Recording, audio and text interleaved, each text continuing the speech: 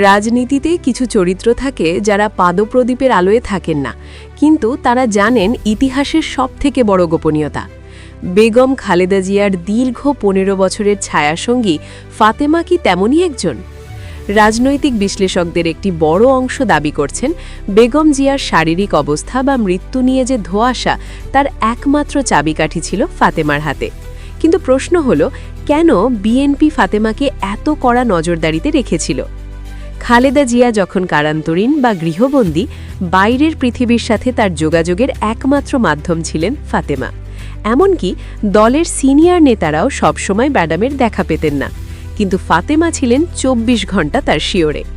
বিশ্লেষকদের মতে ফাতেমা কেবল সেবা করেননি, বরং তিনি ছিলেন বিএনপির নীতি নির্ধারকদের জন্য তথ্যের প্রবেশপথ।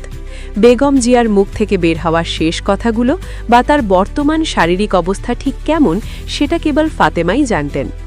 নিউজ পেপারের হেডলাইন বা সোশ্যাল মিডিয়া পোস্টের কোলাজ যেখানে খালেদা জিয়ার মৃত্যু নিয়ে প্রশ্ন তোলা হয়েছে, সেখানে অনেক রাজনৈতিক বিশ্লেষক মনে করেন বেগম জিয়া অনেক আগেই লোকচক্ষুর অন্তরালে চড়ে গিয়েছেন। তাহলে কি এতদিন কেবল ফাতেমা ফ্যাক্টর ব্যবহার করে বেগম জিয়ার অস্তিত্বকে রাজনৈতিকভাবে জিয়ে রাখা হয়েছিল? যদি কোনো বিশেষ ঘোষণা দেওয়ার সময় আসত, তবে ফাতেমার সাক্ষ্যই হতো সবথেকে বড় প্রমাণ। আর এই কারণেই বিএনপি ফাতেমাকে আগলে রেখেছিল, যেন কোনো তথ্য ফাঁস না হয়। কেন ফাতেমা সংবাদ মাধ্যমের সাথে কথা বলতে পারতেন না? কেন তাকে সবসময় দলের বিশ্বস্ত কর্মীদের বেষ্টনীতে রাখা হতো? খালেদা জিয়ার ব্যক্তিগত গোপনীয়তা রক্ষা। কোনো রাজনৈতিক স্বার্থান্বেষী মহল যেন ফাতেমাকে ব্যবহার করে বিভ্রান্তি ছড়াতে না পারে।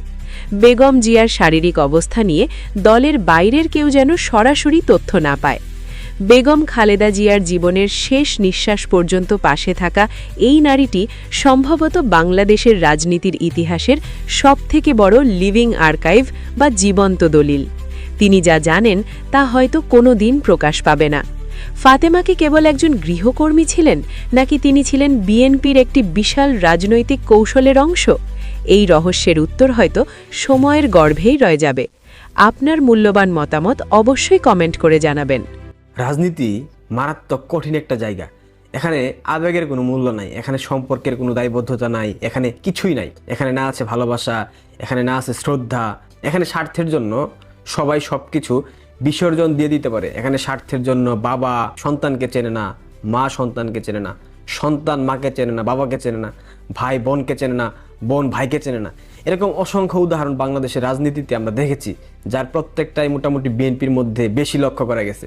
ভাগ্যের কি নির্মম পরিহাস, যেই মা তার সন্তানের জন্য, তার সন্তানের চিকিৎসার জন্য বাংলাদেশের আইন শৃঙ্খলা রক্ষাকারী বাহিনী তাদের উপর কি আকতি মিনতি, সে কি আর্তনাদ। আমার ছেলেকে সুস্থ করা যাবে না কোনোদিন, সেজন্য আমি বলছি তারেক রহমানকে অবিলম্বে বিদেশে পাঠানো উচিত, এবং সেই জন্য ও যেহেতু বিদেশে থাকবে, ও রাজনীতি থেকে দূরে থাকবে। এখন রাজনীতিতে আপাতত একদম বাইরে থাকবে, রাজনীতির বাইরে। সেজন্য তিনি কোনো রাজনীতি কর্মকাণ্ডে অংশগ্রহণ করতে পারবেন না। অথচ তার সেই কুসন্তান তার মায়ের লাশ নিয়ে রাজনীতি করে ফেলল। যেদিন সেনাবাহিনীর ক্যান্টনমেন্টে ওয়াকারের আয়োজিত অনুষ্ঠানে বেগম জিয়াকে আমন্ত্রণ করা হয়, বেগম জিয়া যান, এরপর সেখান থেকে এসে এভার কেয়ার হসপিটালে তিনি অ্যাডমিট হন। তার দুদিন পরই বেগম জিয়া মারা গেছেন, কিন্তু মেটিকুলাস ডিজাইনের অংশ হিসাবে তার লাশটা সামনে আনা হয়নি, ঘোষণা দেওয়া হয়নি তিনি মারা গেছেন। এরপর বারবার বিএনপির শীর্ষ নেতৃবৃন্দ বহু নাটক সাজিয়েছে। এখানে তারেক রহমানের দেশে ফিরে আসার ব্যাপারটা ছিল সব থেকে বেশি গুরুত্বপূর্ণ এবং প্রয়োজনীয়, সেটাই করেছে বিএনপি। তারেক রহমান দেশে ফিরে আসলেন, তার যাবতীয় সকল কর্মযজ্ঞ সম্পাদন করলেন। প্রথমে বিমানবন্দরে নামলেন, মাটির গন্ধ শুকলেন, মাটিতে পা রাখলেন, ৩০০ ফিটে জনসভায় ভাষণ দিলেন, সেখান থেকে এভার কেয়ার হসপিটালে তার মাকে দেখতে গেলেন। নির্বাচনে অংশ নেওয়ার জন্য ভোটার হওয়ার প্রয়োজন ছিল, নির্বাচন কমিশনে গিয়ে ভোটার হলেন। আদির কবর জিয়ারত করলেন, জুলাই যোদ্ধাদের খোঁজ খবর নিলেন, স্মৃতিসৌধে শ্রদ্ধা নিবেদন করলেন। সকল কর্মযজ্ঞ যখন সম্পন্ন হয়ে গেছে, ঠিক তখন আজ ভোর সকাল ৬টায় খালেদা জিয়াকে মৃত ঘোষণা করা হয়েছে। খালেদা জিয়া মরে গেছে আরো অনেক আগে। আপনাদেরকে আমি বলেছিলাম না যে তারেক রহমান সব কর্মযজ্ঞ সম্পাদন করলো, মিডিয়া প্রত্যেকটা ফুটেজ সামনে আনলো, কিন্তু এভার কেয়ার হসপিটালে বেগম জিয়াকে দেখতে গিয়ে সেখানে কোনো ফুটেজ আমরা দেখতে পেলাম না, সেখানে সন্দেহের বার্তা দিয়েছিল। তাছাড়াও আমি অনেকবার বলেছি খালেদা জিয়া বেঁচে নেই, আমাদের সোর্সের মাধ্যমে আমরা জেনেছি, আপনারা অনেকে বিশ্বাস করেন নাই, গালমন্দ করেছেন। আমি জানতাম উনি আরো আগেই মারা গেছেন, কারণ এর আগেও তিনি অসুস্থ হয়েছেন, হসপিটালে অ্যাডমিট হয়েছেন, তার ফুটেজ আমরা মিডিয়াতে দেখেছি, সবাই দেখেছে, স্থির চিত্র দেখেছি তার পরিবারের সদস্যদের সাথে। কিন্তু এবার হসপিটালে অ্যাডমিট হওয়ার পর থেকে তার কোনো ফুটেজ আমাদের চোখের সামনে আর আসে নাই। সেক্ষেত্রে তখনই আমি ধরে নিয়েছিলাম খালেদা জিয়া আর বেঁচে নাই, এবং এরপর আমি আপনাদেরকে জানিয়েছিলাম মানুষের ভাগ্য কতটা নির্মম হইতে পারে। যেই নারী, যেই মহিলা, তার জন্মদিনের কোনো ঠিক নাই, তার বিয়ের যেই কাবিননামা সেখানে একটা জন্মদিন, তিনি যে শিক্ষা প্রতিষ্ঠানে পড়াশোনা করতেন সেখানে একটা জন্মদিন, তার প্রধানমন্ত্রিত্ব যেই সনদগুলো আছে বা যেই নথিগুলো আছে সেখানে একটা জন্মদিন, আর সব থেকে লজ্জাজনক যে বিষয়টা, বাঙালি জাতির অবিসংবাদিত নেতা, জাতির জনক বঙ্গবন্ধু শেখ মুজিবুর রহমানের যে মৃত্যুবার্ষিকী 15 আগস্ট তাকে নির্মমভাবে পরিবার সমেত হত্যা করা হয়, সেদিন বেগম জিয়া এবং তার নেতাকর্মীরা ঘটা করে জন্মদিনের উৎসব পালন করতেন। জাতির জনকের মৃত্যু দিবসে তারা মিথ্যা একটা উৎসব পালন করতেন, মিথ্যা একটা ভুয়া জন্মদিনের উৎসব পালন করতেন। সেই নারীর মৃত্যু দিবসটা সঠিক দিবস কোনটা সেটা বাংলাদেশের মানুষ জানে না, সেটা তার দলের নেতাকর্মীরা জানে না। বেগম জিয়া ঠিক কত তারিখে মারা গেছেন এই বিষয়টা বিএনপি নেতাকর্মীদের মধ্যে আজীবন ধোঁয়াশা থেকে যাবে।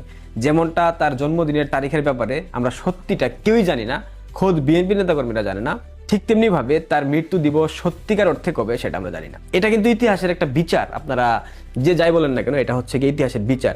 যে ব্যক্তি বারবার তার ভুয়া জন্ম দিবস সামনে এনেছে, সেই ব্যক্তি তার সঠিক মৃত্যু দিবস বাংলাদেশের মানুষকে জানতে দিল না। সে জানতে দিল না বললে ভুল হবে, তার গুণধর পুত্র জানতে দিল না। তারেক রহমান তার মায়ের লাশের উপর ভর করে রাজনীতি করে দেশে ফিরলেন।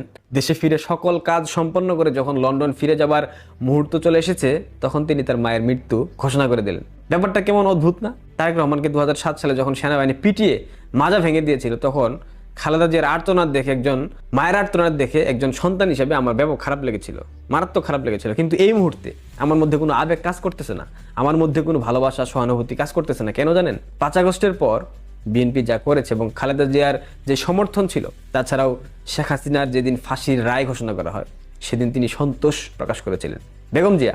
অথচ শেখ হাসিনা তার অসুস্থতার সংবাদ শোনার পর তিনি তাকে সমবেদনা জানিয়েছেন, এবং আজকে তিনি মারা গেছেন বিএনপির চেয়ারপারসন বেগম খালেদা জিয়া। সেই ক্ষেত্রে বাংলাদেশ আওয়ামী লীগের উচিত ছিল না হিংসার মতো একটা চোখে দেখা, কিন্তু না, আওয়ামী লীগের সকল পর্যায়ের নেতাকর্মী, এমনকি বঙ্গবন্ধু কন্যা শেখ হাসিনাও গভীর শোকাক্রান্ত হয়েছেন, শোক প্রকাশ করেছেন। এটা হচ্ছে গিয়া রাজনৈতিক শিষ্টাচার, যেই শিষ্টাচার বিএনপির মধ্যে বিন্দুমাত্র নাই। শিষ্টাচারের রাজনীতি বিএনপি কখনো করতে পারেনি, ভবিষ্যতেও করতে পারবে না। আমি আপনাদেরকে একটা ভবিষ্যৎবাণী করি, বঙ্গবন্ধু কন্যা আল্লাহ মাফ করুক যেদিন চলে যাবেন, আপনারা দেখবেন বিএনপি নেতাকর্মীরা নগ্ন উৎসব পালন করবে। যেমনটা 15 আগস্ট বঙ্গবন্ধু হত্যার পর ফ্রিডম পার্টির নেতারা করেছিল, পরবর্তীতে বিএনপি সেটার সিলসিলা বজায় রেখেছে। ঠিক তেমনিভাবে বঙ্গবন্ধু কন্যার কিছু হলে এরা দেখবেন হোলি খেলবে, রঙের উৎসব পালন করবে। এটা তাদের চরিত্র, এটা তাদের বৈশিষ্ট্য। সো এই মুহূর্তে সেই নেত্রী, যে নেত্রী 21 আগস্ট গ্রেনেড হামলা ঘটিয়েছিল, তার সন্তান, যে নেত্রী অসংখ্যবার আওয়ামী লীগের সভানেত্রীকে হত্যার চেষ্টা করেছিল, যে নেত্রী গণতন্ত্রকে গলা টিপে হত্যা করেছে, যে নেত্রী বাংলাদেশে মৌলবাদের রাজনীতিকে সামনে এনেছে, যেই নেত্রী জামাত ইসলামের মতো চরমপন্থী উগ্রপন্থী দলকে রাজনৈতিকভাবে প্রতিষ্ঠিত করেছে, সংসদে ঠাঁই দিয়েছে যুদ্ধাপরাধী রাজাকারদেরকে, তার প্রতি ভালোবাসা আসলে আমার আসবে না। কারণ আমি চাই সৃষ্টিকর্তা তাকে মাফ করে দিক, তিনি ভালো থাকুক পরপরে, বাট তার জন্য সহানুভূতি, মায়া, ভালোবাসা এগুলো আমার মধ্যে থেকে আসবে না। আর না আসলে সেটা আমি জোর করে আমি আপনাদেরকে দেখাইতে পারবো না। সবাই ভালো থাকবেন। আবারও বলতেছি, আমি আগেই বলেছিলাম দেশমাতা আর বেঁচে নাই, আপনারা বিশ্বাস করেন নাই। দেখেন, যা ভালো মনে করেন, সৃষ্টিকর্তা ওনাকে ভালো রাখুক।